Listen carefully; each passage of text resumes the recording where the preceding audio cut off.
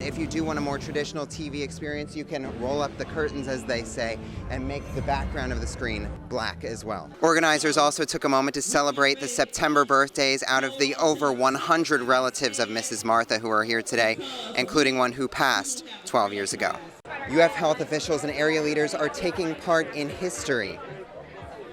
And of course, it's not just VR headsets on display. There's all kinds of immersive tech, including this chair and these headphones that actually vibrate to simulate the game that I'm playing with. So all around, there's so much here to focus on making our virtual worlds more immersive. But of course, the cars aren't just staying on the ground here at CES.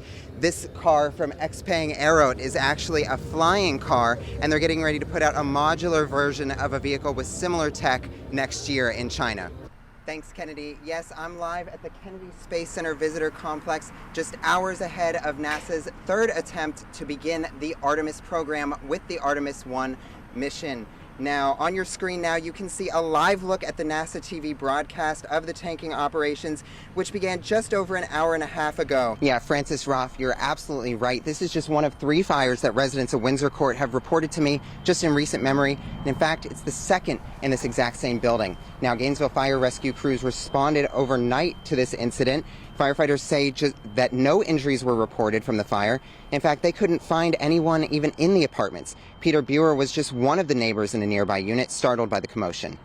I came out here, I was going to shake this rug. I could see flashing red lights all over. I walked down there, and here, there were at least 5 fire trucks, two ambulances, and the fire marshal. The fire marshal came over, and I asked him what in the world was going on down. Now, despite his shock, residents say that this has actually become something of a pattern.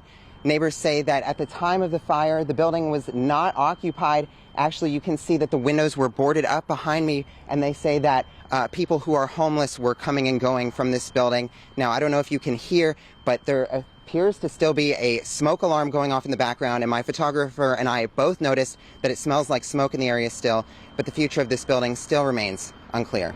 Live in Gainesville, Jacob Sedesse, WUFT News.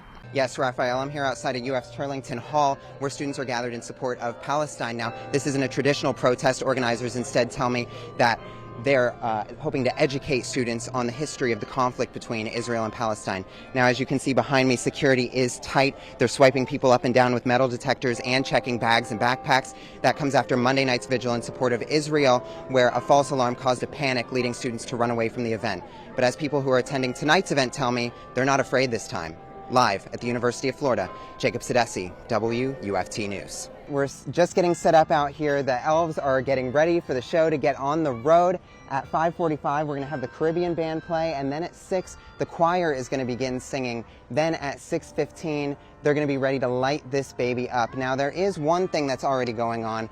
Behind me, they're handing out some sweet treats, some cookies, some hot cocoa, some apple cider. I even got some of the hot cocoa for myself. Don't mind if I do. Well, a new study by the Wall Street Journal declared UF the #1 public university in the nation. I asked students if this passes the smell test, and a data journalism expert told me what went right and wrong. Take a look. It was quite surprising at first. I wasn't truly expecting it. Seemingly out of nowhere, the so-called top 5 university had a new trophy in its case, a #1 ranking in a study from the Wall Street Journal. But some students say that doesn't match sentiments on campus. There has been a lot of educational restriction in the state of Florida as of late, and so I would think that would make us a bit lower in ranks. Researchers behind the study put the bulk of the weight on student economic outcomes, with learning environments and diversity also playing a minor role. Interim Provost Scott Engel attributes the university's performance in the study to the value of the outcomes compared to tuition costs. So when you look at the mixture of tuition, which can be reflected by debt, and the outcome following graduation, we've got to be one of the very best values in the country. UF Data Journalism Associate Professor Norm Lewis thinks even though the researchers did some things right, there are always some shortcomings. When we look at college rankings based on the economic output of the graduates, we may not be measuring their intangible contributions to the betterment of society or their ability to think critically or to participate in public and civic life. Despite all this, other students are taking this placement with pride. Student culture, student outcomes, even the learning environment it's quite top notch.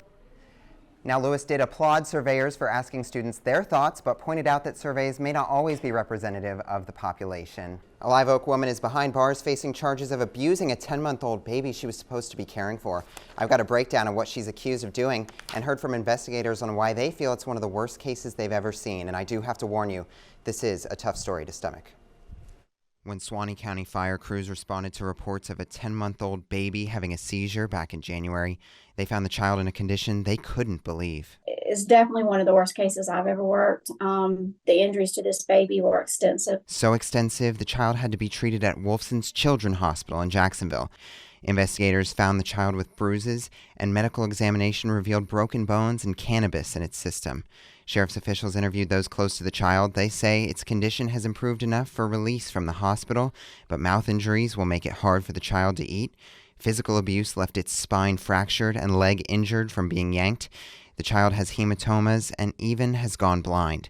Medical examiners say the child will suffer long-term disabilities from the treatment. They compared it to somebody being in a violent car crash. And officials say the woman responsible is 39-year-old Heather Hogan, who they've arrested on charges of aggravated child abuse and neglect. She's being held in the Suwannee County Jail with a bond of $600,000. DCF officials can't say much, but they're trying to find somewhere for the baby to go. Now, the sheriff's office post about the case has drawn outrage, with some neighbors saying jail is just too light a punishment. Caitlin?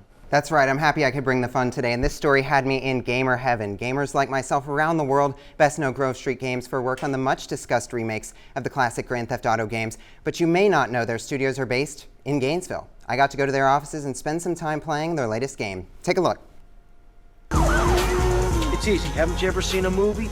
Or played a game?